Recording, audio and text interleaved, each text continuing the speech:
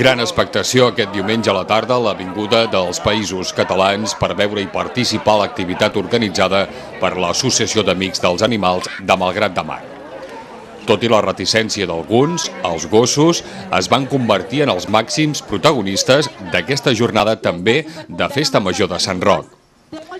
Després de la desfilada, per aquells que necessiten casa d'acollida, van ser les mascotes més presumides, més de 50, les que van pujar damunt l'escenari per mostrar tots els seus encants. Es van donar premis al més pelut, al més gros, al més petit, al més acolorit, al més musculós, al més obedient i al més elegant. És un Yorkshire Terrier que es diu Max i ha guanyat el concurs de més petit.